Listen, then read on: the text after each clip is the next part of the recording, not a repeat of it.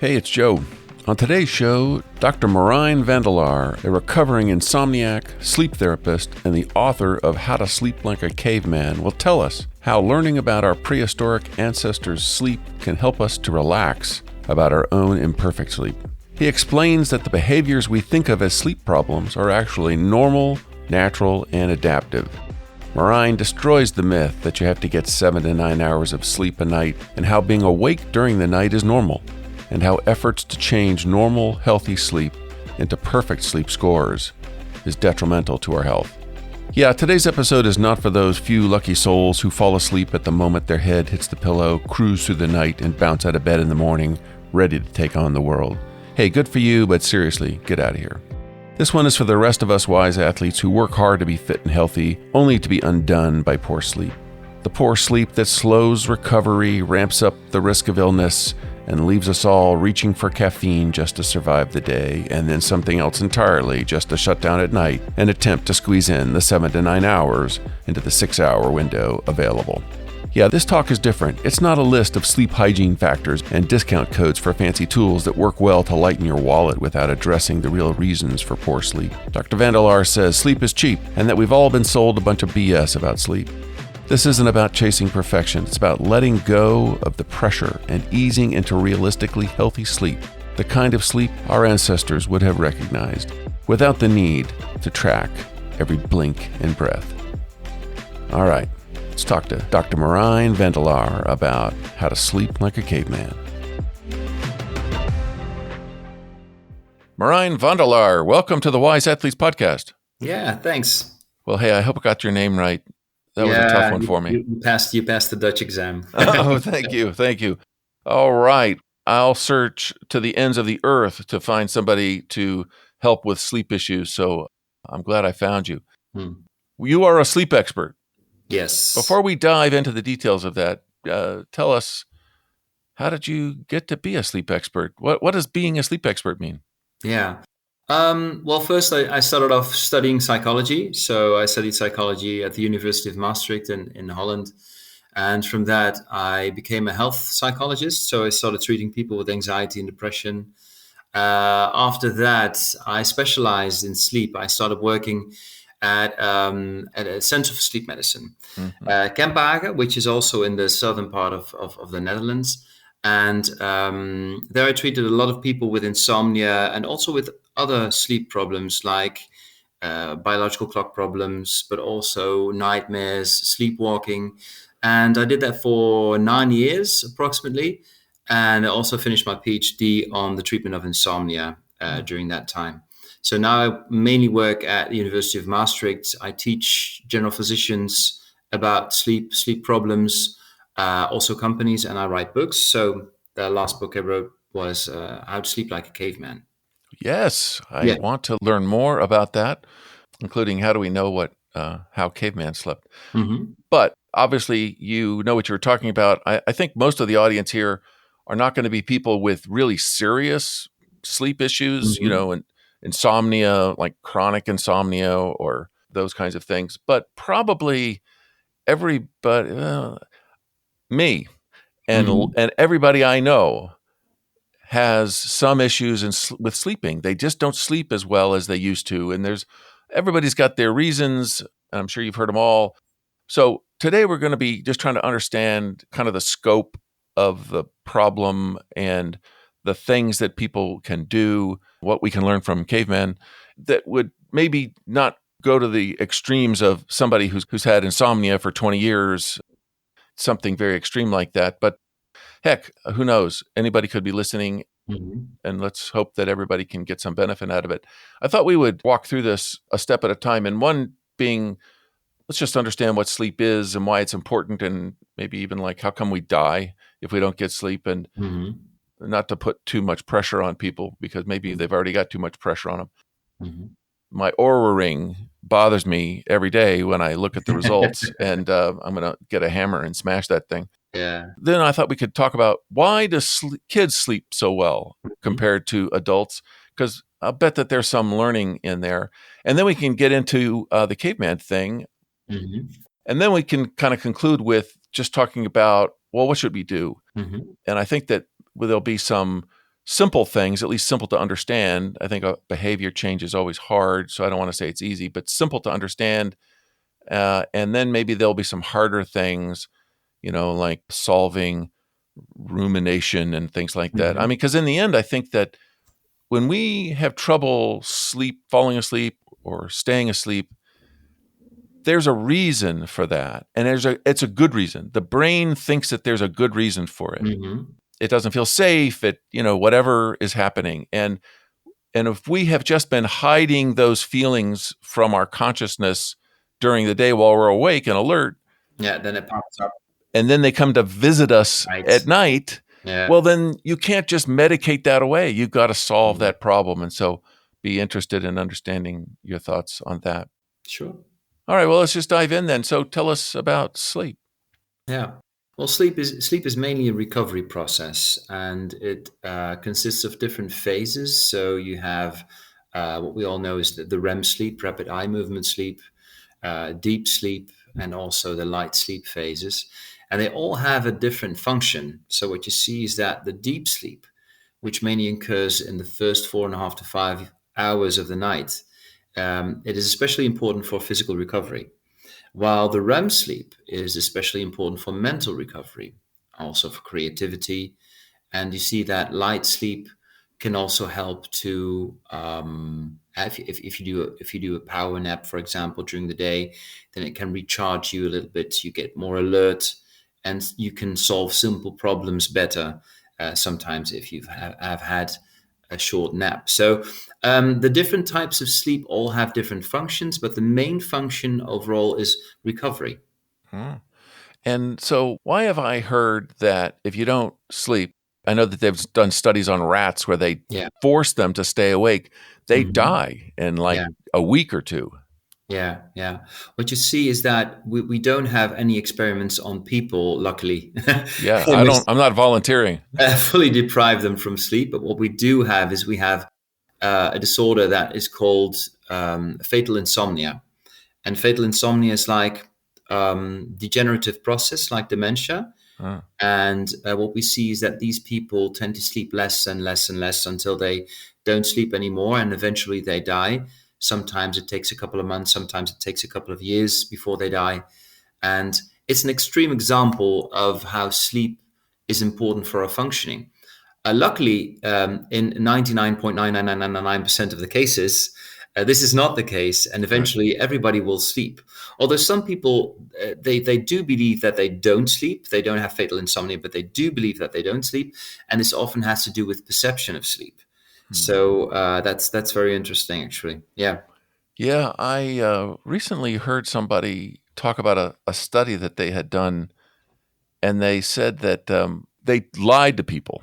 It was a sleep study, and when they woke up, they told them how much sleep they got, which was a lie. And sometimes they told them they got very little, and sometimes they told them they got a lot. And the sleepiness behavior followed what they were told. Yes. Not what was true. Yeah.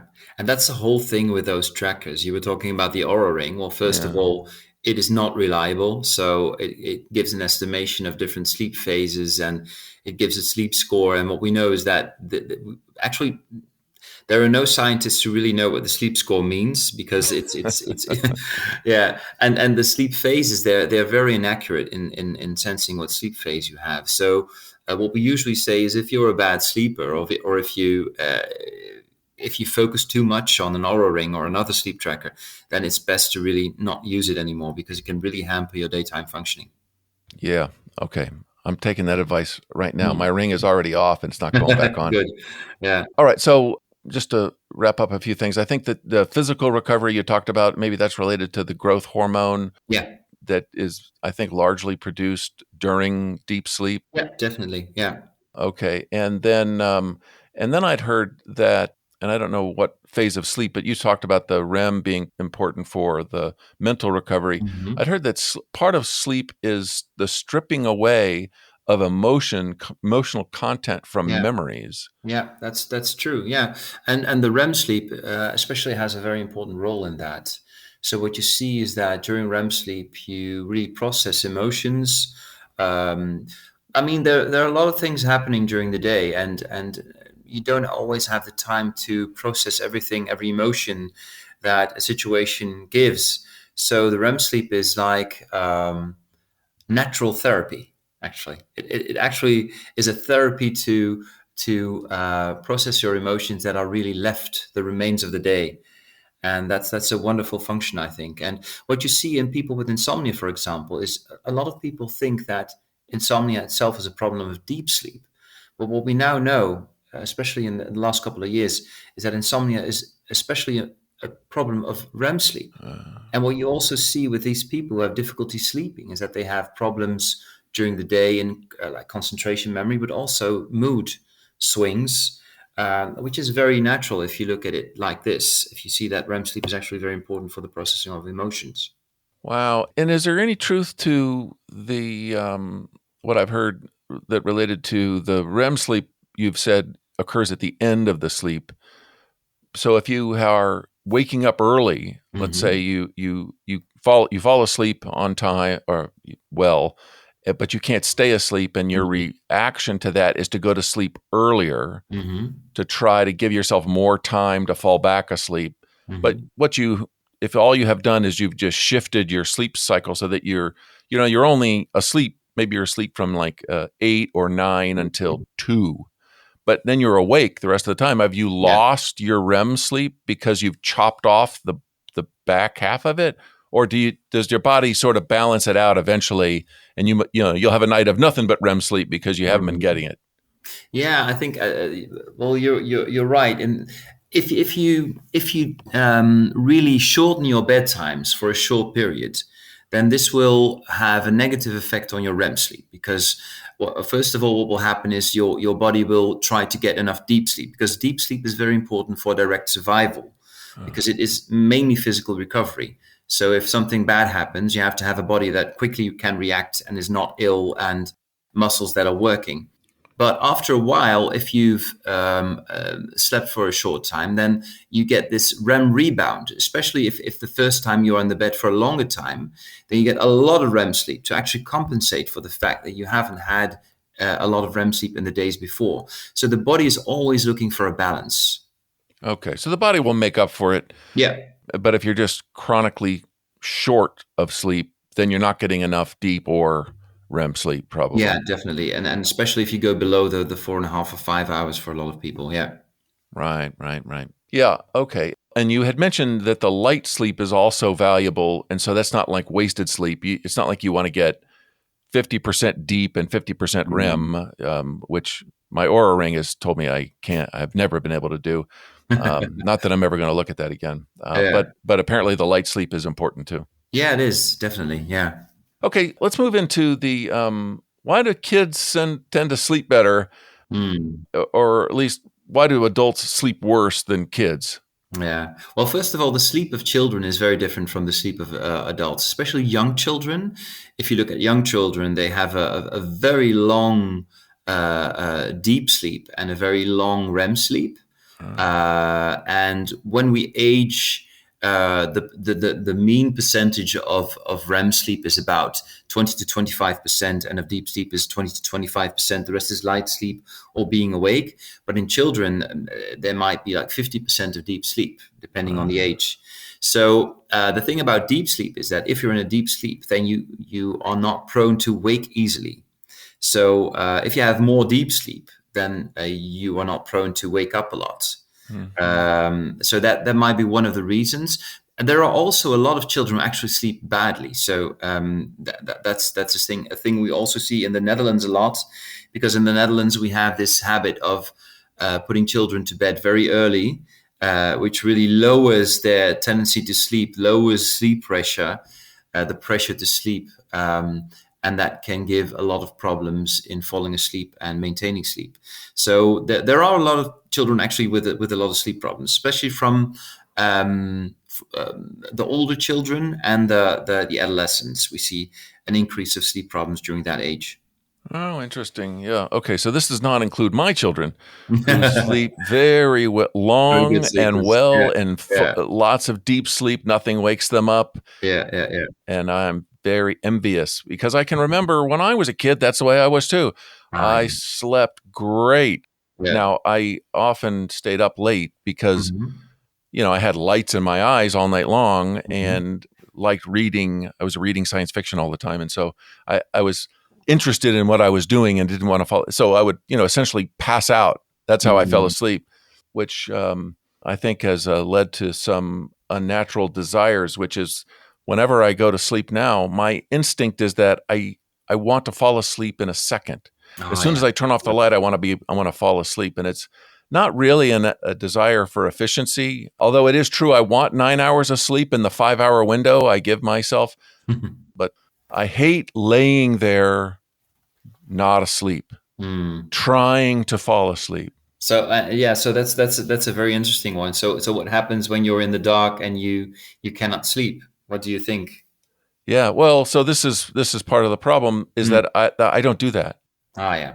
I wait. I don't turn the light out until my eyes are heavy. Yeah. And if it doesn't happen, it doesn't happen, right? I just keep staying up. Well, anyway, enough about me. Let's talk about some things which I think are different between, say, me and my children or adults and children who do sleep well.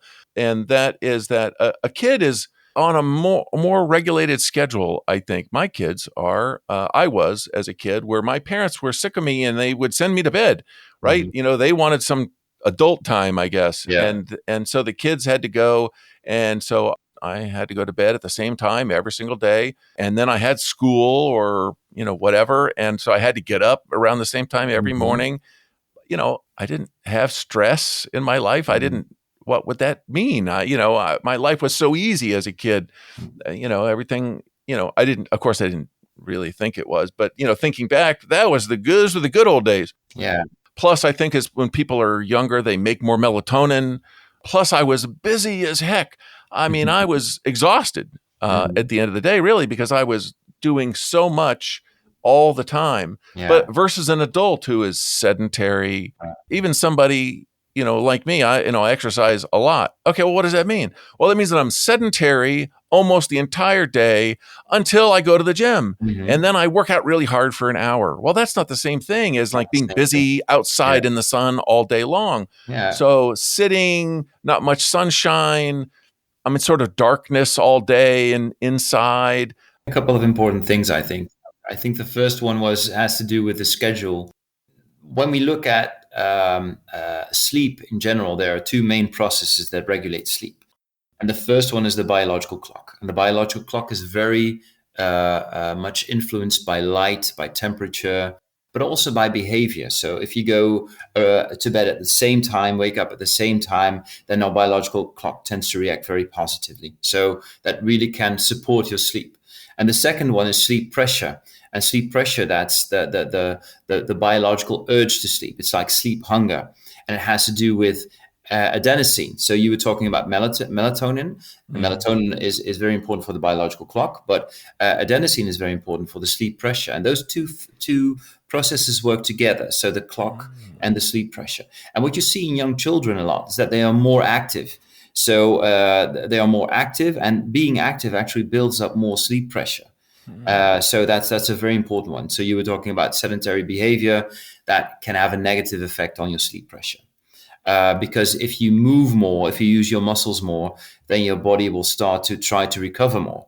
It's as simple as that. And the second thing, the biological clock, adults tend to shift a lot in their biological clock, tend to wake up in the morning very early when they have to go to work. In the weekends, they tend to shift with that, and that can have a negative effect on your biological clock. So you're mentioning a couple of factors that are really related to those two processes.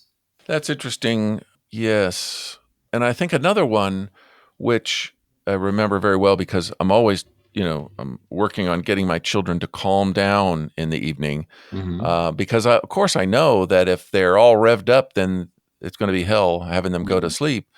So a wind down is a thing that I have just started trying to do myself. But, of course, I was forced into it when I was a kid. Another thing, which you talk about adenosine, well, I've been fighting off adenosine with caffeine essentially ever since I left home to go to college. And maybe these days kids have sodas and that sort of thing. But back when I was a kid, I was not allowed to have soda very much, like a glass a day or something. So I didn't have much caffeine in my blood in those days. And people, I mean, most people that I know, they're drinking coffee when they first get up in the morning Yeah. as like they breathe air. Yeah. It's not even a thought of, oh, do I need coffee today? Yeah. It's the Do I first thing you need do. something to help me wake Yeah. up? It's just, I just drink coffee. It's this IV drip of caffeine that we've gotten onto. And somehow that's got to be interfering with all of these processes as well. Yeah, especially if you use caffeine too much during the evening, that can really have a negative effect on your sleep. What we also know is that if you use a lot of caffeine during the day, then the effect of caffeine during the evening might be lower because you get used to caffeine. Is that good? Well, actually, of course not, because it's like substance abuse. Actually, if you use a lot of caffeine. Yeah. But what we do know is that recent research shows that if people drink 3 to 4 cups of coffee during the day, then you can drink 1 cup of coffee like 2 to 3 hours before going to bed without any negative effect on sleep. But the thing is that a lot of people are actually, as you say, using caffeine to really get themselves motivated for the day, to really get themselves awake. And I think we've all also lost the ability to wake up in a very natural way, because sleep inertia, which is the feeling that you have when you wake up in the morning, the feeling that you're still a bit drowsy, still a bit sleepy, is actually quite normal. And what we know is that what we try to say to everybody is that you have to feel awake the moment that you get out of the bed. But there are a few people who really feel really awake when they are out of the bed, because the frontal part of the brain is actually not really awake yet. And that's what is forgotten often. So we try to get this super sleep, this super being awake during the day, and sometimes it really works against us. Oh, that is really good to know. I'll speak for myself, and I think that I speak for most people my age, is that what we want is to wake up feeling great. Refreshed. Yeah, yeah, I feel like $1,000,000. That was the greatest night's sleep I ever yeah, had. That's what I want every single day. yeah. Well, maybe that's just not in the cards. That's not how you're supposed to wake up feeling. Maybe that's how I felt when I was 10 years old and I was getting 9 hours of sleep. It was all REM and deep sleep, 5.5 hours of deep sleep. I can see that would make me feel really refreshed, but that's not my life anymore. So maybe I'm asking for too much. Yeah, I think that's the main thing about sleep the last couple of years, is that there's this tendency to really sleep very well without any interruptions and fall asleep within a couple of minutes, but also being awake, being refreshed constantly, performing 100% all day long. And I think that really drives us away from what sleep is actually meant to be, and how our body is made, actually, how it works. Yeah, that sounds right. Unfortunately, sleep is, you talk about pillars of health and exercise and nutrition and all of that, and rest or sleep is always one of those. And of all of those pillars, sleep is the one that sort of falls into the bucket of you can't really control it. You can't just work harder to make it happen. I can really bust my butt at the gym and get stronger, or do a lot of cardiovascular work and lower my resting heart rate. I mean, I can try harder on so many things, but sleep, the harder you try, the worse you do. Yeah, that's true. Yeah, that's what I saw in a lot of patients with sleep problems, is that if you ask a person who sleeps well, what do you do to sleep well? They just say, well, I put my head on the pillow and I sleep. If you ask a person with insomnia, what do you do to sleep well? They're like, I bought a very expensive pillow and I'm using this and that, and they I'm taking this drug and spend a lot of money on everything, and it just doesn't work. yeah, yeah. Okay. And I know that one of the things that you say is that sleep is cheap. So I want to understand your recommendations on what we can do that doesn't involve buying expensive mattresses with temperature control Mhm. and sleep trackers and stuff like that. Okay, so let's keep going and let's talk about your book. What we learned from cavemen, and what do you mean when you talk about cavemen? Yeah. Well, the thing is, the book is called How to Sleep Like a Caveman, but of course, it's very difficult to really talk about how they sleep or how they have slept because there are no cavemen men alive anymore. So, and if you have to study sleep behavior, you have to have live people. So, the book is called How to Sleep Like a Caveman because we think that cavemen slept in the same circumstances as some contemporary tribes do. And if you look at some contemporary tribes like the Hadza tribe in Tanzania, then we can study their behavior and see what they do around sleep. And I think one of the most interesting things that I found was that being awake in itself is actually not a problem for them. So if you look at the Hadza sleep, they live in groups of 20 to 25 people. And if you look at a regular night, then you see that less than 1 minute per night, everybody's sleeping at the same time. So someone is always awake during the night. There's always someone awake during the night, which is actually it's a very high evolutionary purpose because if we are sleeping, then you're not able to react very spontaneously or quickly. So if there's danger around you, then it's very good that you have a tribe member that's awake when you are sleeping. It's a sense of safety. Sure. Well, let me ask you about that because they're not coordinating that, I assume, with alarm clocks and things like that. They people are up enough that it just happens that there's always somebody up. There's always somebody awake. And we think that older sleep, so aging, actually has a very important purpose in that. So if you look at aging people, then they lose their function of hunting and gathering, because they are less flexible or they can walk less long. And what you see is that they actually have a new function of being the guards of the night. Oh. So sleeping more lightly when you age is actually very important for the safety of the rest of the tribe. Interesting. Yeah, so that's an evolutionary theory. And another thing is very important is that there are differences in chronotypes. So you have morning people, so you have evening people and everything in between. So because a lot of people are awake at a certain point in the night or in the early morning, there is not as much time that people are sleeping all at the same time. So it's less than 1 minute per night. Yeah. So that's very interesting. And they're awake for 2.5 hours on average. 2.5 hours. That's shocking. Yeah. But they don't sense it as a problem. They don't see it as a problem. So if you ask them, how do you see being awake during the night? They're like, I'm just asleep or I'm awake. It's not a problem. And I think in modern society, in our society, we have learned that you have to sleep quickly, you have to sleep without interruptions. But there is no research that having interruptions during the night actually causes, for example, physical problems. There is one thing that has been researched. It has to do with very short micro arousals. So the arousals that you don't even sense. Mm-hmm. And this is actually connected to mortality and physical problems. But being awake during the night in itself does not have a connection with mortality or chronic disease. So are you referring to like sleep apnea, where you're waking up frequently and you don't remember it, you just know you don't sleep well for whatever reason? That can cause health issues. But just waking up at 2 a.m. and you're awake until 3 and you fall back asleep, that doesn't matter. That doesn't matter. There's no research supporting that has a negative effect on your health. And this is a fear of a lot of people with insomnia, that they are going to die sooner, that they are going to develop chronic disease, and there's no research supporting that. How interesting.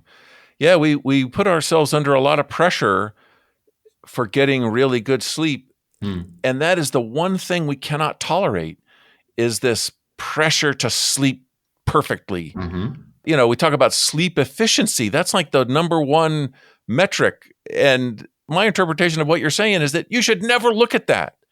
That's stupid.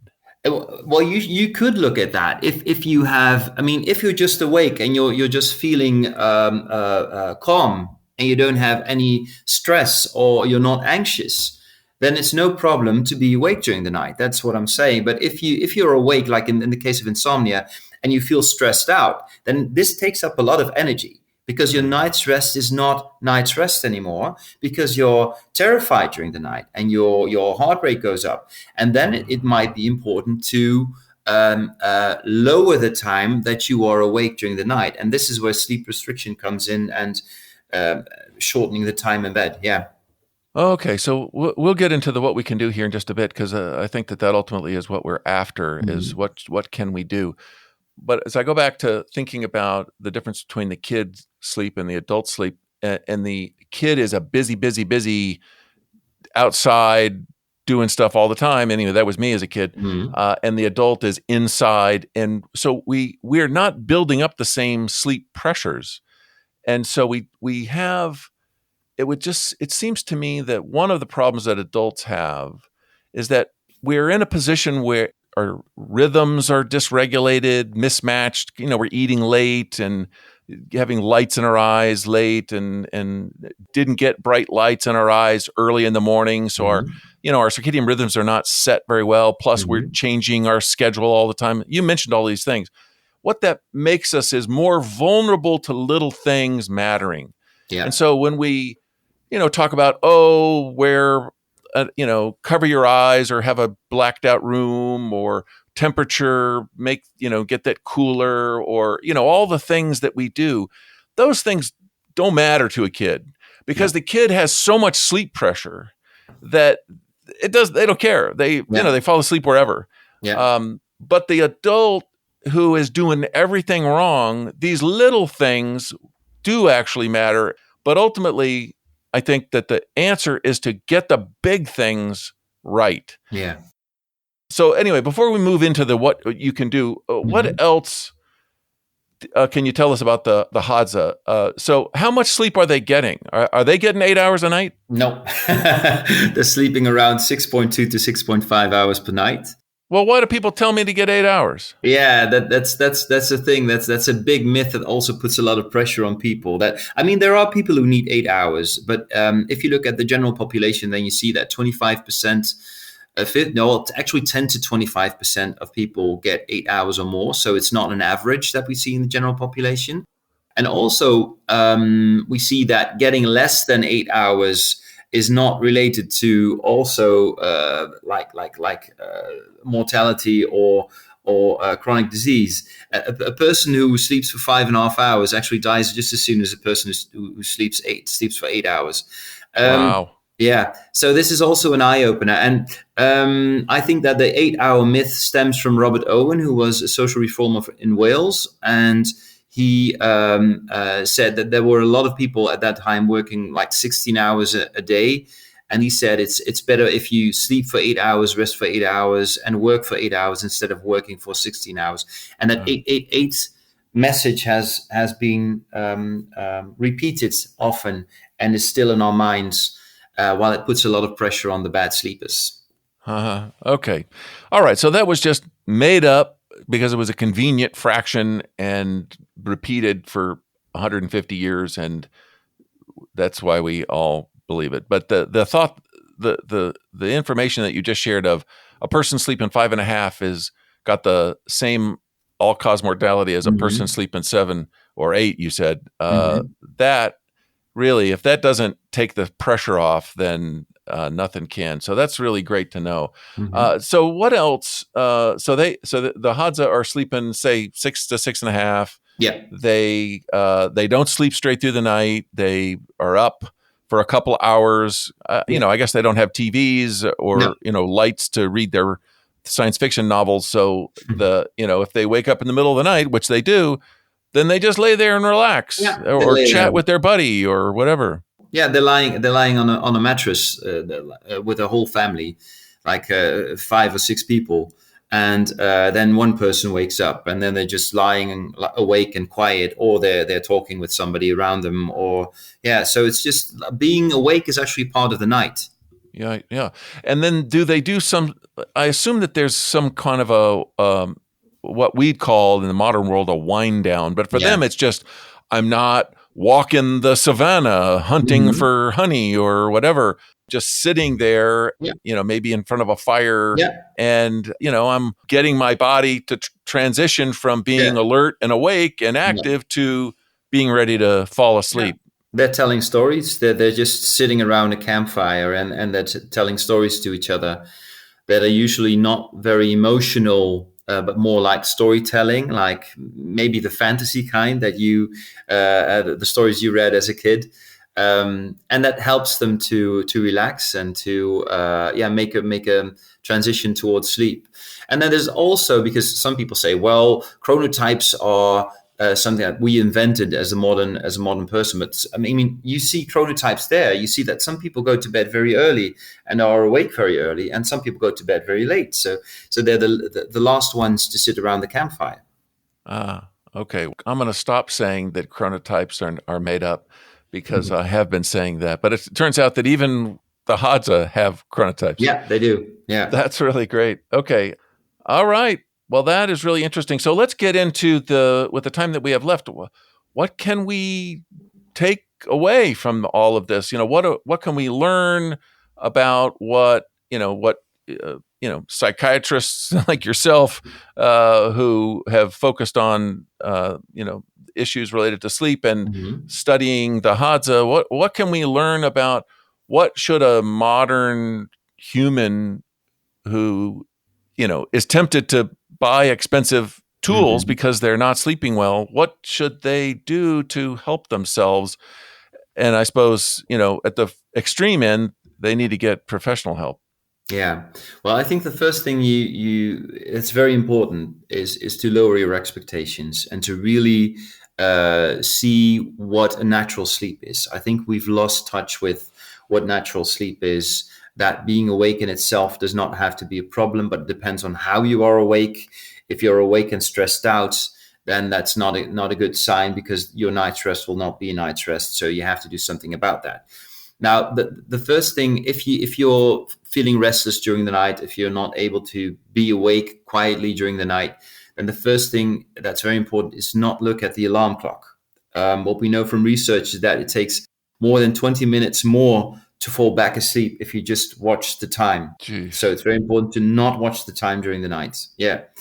So that's the first one. The second one, I think, is what I saw a lot in a lot of people with sleep problems, or who had problems falling asleep or maintaining sleep, is that they actually tended to go to bed earlier and to be in the bed for a longer time. And this actually decreases this adenosine, which has a negative effect on your sleep. It creates more time of being awake and worrying. So the main thing is actually the opposite. So to really decrease the time in bed if you're feeling anxious when you're awake. And how do you do that? By looking at the time that you think you were sleeping on average the last week. For example, if you think that you've slept for 6 hours last week and you were in the bed for 9, then you get this number 6 because that's what you slept. And you add half an hour, and that's your new total bedtime. So it's 6.5. So I start with when I know I have to wake up, and then I back 6.5 hours. Yeah, you can do it like that. But if you're awake very early, sometimes people are very awake very early, then sometimes this window might shift a little bit. So you really look at the time that's really according to your own chronotype. So some people are extreme morning people, and they tend to be in the bed for a long time in the morning. And then sometimes it helps to really get out of the bed earlier in these people. So it depends on what chronotype you are.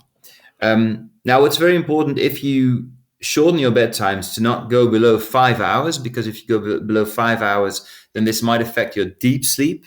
This is what you don't want, because then you're getting sleepy during the day, you get groggy, and you might, if you have to drive a car, then this might give problems or maybe accidents on the long run. So it's very important to not do that, not go below 5 hours. And then what usually happens is that after a couple of days, the first days are very hard. People get more sleepy during the day. Sometimes they get headaches. That's because the body has to adjust to these shorter bedtimes. But usually after a week or so, after 4 to 7 days, you see that the sleep actually improves, and that the being awake in the bed is getting less. And then after 2 to 3 weeks, actually most people are satisfied with a new sleep schedule. So within 2 to 3 weeks, you can actually have a large effect on how you're sleeping and decreasing the time that you're awake and stressed out. Interesting. So this all relates to sleep pressure. Yeah. Feeling tired, feeling sleepy. Feeling sleepy, yeah. When you go to sleep, you want to feel sleepy and not lay there stressing about not sleeping while at the same time losing some of your adenosine, which is making you less sleepy. Yeah. So you get this vicious circle. Yeah. All right. So don't look at the clock. I think we've said in the past, don't do sleep trackers. Another thing that for the sleep pressure idea, I wonder if, getting more sunshine, getting more exercise might help to increase sleep pressure. Is that ever recommended? Yeah, exercise can help to increase sleep pressure. That's definitely true. Getting more sunshine or being more outside in the morning actually has the largest effect on the other system, which is the biological clock, which can really support your sleep. So that's also a recommendation to get early sunlight or early outside light, because that's much stronger than the light you get when you're in a room. Yeah, definitely. Good. And then do you ever talk to people about trying to not have the house bright in the evening or on electronic devices or things like that? Yeah. So it's very, very important to dim the lights, especially ambient light is very important. So the light around you, while the light of screens, especially if you look at your mobile phone, for example, then the light is, it is bluish, but it is so low in emission, because if you're using it like a smartphone and you use it in a regular way when you're in the bed, then you might get like 3 to 5 lux, which is nothing. If you go outside and it's a very gray day, you get 10,000 lux. So it might be bluish, the device, but the problem with the devices is not the light. The problem with the devices can be that you are too active on the device. Yeah, it's very interesting or stressful or... Yeah, that's it. Yeah. Okay. All right, good. All right. And I guess that, you talked about the two different systems that sort of work together to help us sleep. Getting these things aligned seems to be worth figuring out, and maybe it's a little different for everybody, and certainly their environment is different, but not snacking too late. Or I know for a fact if I ever did like racing in the evenings, I slept badly that night. I just couldn't relax. Yeah, so if you're too active, it might hamper your sleep, the transition from wake to sleep. Yeah.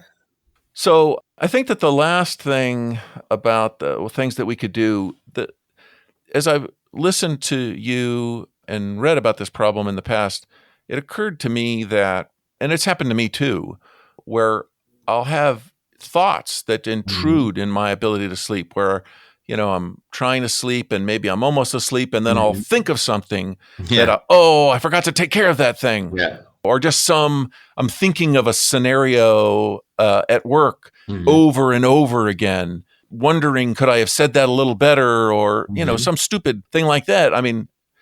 It's not stupid. My brain thinks it's important. And so it's important. I have to deal with it. The problem was that I haven't dealt with it while I was awake. So now it is intruding on my efforts to sleep. So what do you recommend to people who've got these, psychological or emotional issues that are interfering with their sleep? And it's not that the sleep problem is not really a sleep problem. It's, you've got a life problem that you're not dealing with. It's a rumination problem also. Yeah. I think you're saying it quite clearly, is that for a lot of people, when they are in the bed and it's dark and they don't have any distractions, then it's actually the first time for a lot of people that they really have the time and the environment to think in. And I think one of the first things I usually say is there a time in the evening, in the early evening, that you can make free to just sit down and just think what is coming up right now, and are there things that are really bothering me or that are influencing me, and just take these 15 to 20 minutes for yourself to write it down in a booklet. That might help. That's the first thing. I think the second thing is that, especially during the night, we know that the frontal lobe, so the frontal part of the brain, is actually shut down a little bit. So what we know is that there is less control over your thoughts. which can sometimes have a positive effect. So if you're an artist or if you Uh, make paintings, then you can make wonderful things during the night. But if you're stressed out, then you might be creative in a negative way because there's no control, there's less control. That's why a lot of problems when you wake up during the night are much bigger than they are during the day. Sometimes people wake up in the morning and say, oh, what was I thinking about last night? So that's this thing that has to do with our frontal lobe. And I think that one thing that people often do is that they try to not think about something. But the thing is, if you're not trying to not think about something, the thing gets bigger. So that's how it works, right? So if you're yes. not trying not to think about a pink elephant for the next couple of seconds, then this pink elephant will just pop up. But also, if you try to think about something else forcefully, then this also might have a negative effect on because your mind tends to go back to the things that bother you. And Yeah. what I usually do is I do a mindful exercise, so mindfulness exercise with people, also in my trainings, in which I teach them to really follow their thoughts and not trying to change them. Because if you try to change your thoughts, then they actually get worse usually. So this mindfulness exercise, I usually ask people to close their eyes and to let all their thoughts in. So everything that you're thinking right now, just let it in and look at all the thoughts that are coming in and try to observe. And now I sometimes say, okay, you're doing this right now. Now pretend that you're on a in a train station looking at a train, and the train passes by, and every next thought you get, put it in another how do you say it in English? Car. Yeah, another car. Yeah, that's true. Yeah. So in the next car. So every thought you get, you put it in the next car. You try to observe everything you're thinking about, letting the train pass by. And actually, now you're doing something that is very natural to us. Thoughts come and go, thoughts come and go, instead of trying to control the thoughts. And this exercise, I usually start with that, trying to do that during the day and then try to do that during the night. And for a lot of people, that gives a lot of relief. That's interesting. It's sort of anti-meditation, Yeah. but it's for a purpose. Mm-hmm. You're not trying to, actually, even in meditation, you're not trying to think of nothing. You're just trying to let thoughts go. But in Yes. this case, we're actually allowing the thoughts to come and we just Mm-hmm. follow them along. We're Mm-hmm. not trying to let them go at first, but eventually we do then end up trying to put them away Yeah. one after another once we've given them a chance to have their say. Yeah. Yeah. That's it. Yeah. Awesome. Okay, so I got to ask this last thing here before we wrap up, and that would be sleep aids, chemical sleep aids. I mean, probably, of all of the supplements on Mm-hmm. the market, sleep aids have got to be up there. Melatonin, and Mm-hmm. people take Benadryl and all kinds of, Ambien. GABA and Yeah. Ambien, Yeah. different prescription things. Mm-hmm. Magnesium is supposed to help you to fall asleep. Yeah. Glycine. Do you ever recommend any of these things? Well, I think melatonin can sometimes help, but melatonin only helps if there's a problem with the biological clock, because melatonin has to do with the biological clock. So if you have problems in your rhythm, some adolescents have problems falling asleep at night. So they're very late falling asleep and have problems going to school in the morning because they're too sleepy to wake up. Yeah. And sometimes in this case, melatonin can help. But usually when you're just when you're suffering from insomnia or have problems maintaining sleep or initiating sleep in general, then melatonin actually does not have a place for improving those problems. For example, a jet lag disorder. If you have a jet lag and you travel to the east, melatonin can help. But those are actually in Holland, in the Netherlands, we said that those are the only indications to use melatonin based on research. Now, if you look at the other things like Benadryl, Benadryl is an antihistaminic, which has a side effect of being more sleepy. The thing about Benadryl is if you use it a lot, then your body gets used to it. So you might need to take more. And when you take more, you might get more side effects like a headache or dizziness or sleepiness during the day. So Benadryl is not a long-term solution. Now, if you look at Ambien, which is called Zopiclone, Zolpidem in the Netherlands, Z drugs, then you see that this has a negative effect on your sleep structure. So what these medications, sleep medications, actually do is they decrease your deep sleep. They decrease your REM sleep. And what you see is that you get this light sleep during the night, which actually contains no recovery sleep anymore. Oh. So this has a negative effect on how people function, and it might have a very negative effect on health on the long run. So I think it's very important to not use sleep medications if you're suffering from sleep problems, and not as a first solution. If you try the behavioral things, if you've sought like medical attention, then that's a different thing, but not the first step. All right. That sounds sensible. All right, Merijn, tell our audience how they can find your book, find more information about what you teach. Yeah. So the book is called How to Sleep Like a Caveman. And I think it's, next month it's going to be published in the United States. It has been published in the UK, Italy. It's been published. It's going to be published in 21 languages. So that's a large part of the world. So next month Spanish is going to be there. Congratulations. So that's good news. So How to Sleep Like a Caveman, you can order it at Amazon. And if you want to know more, then you can find my website, which is called merijnvandelaar.com. I think I have to send that address to you, because I think I'll put it in the show notes. Yeah, that's good. So you can find me there, and there's also an email address in which you can contact me. Awesome. Well, that's great. Hey, thank you very much. I have learned a lot. Thanks. All right, have a great one. Bye-bye. Yeah, bye-bye. Well, thank you so much for joining my talk with Dr. Merijn Vandelaar. I hope you get the benefits to your sleep that I am slowly getting with mine.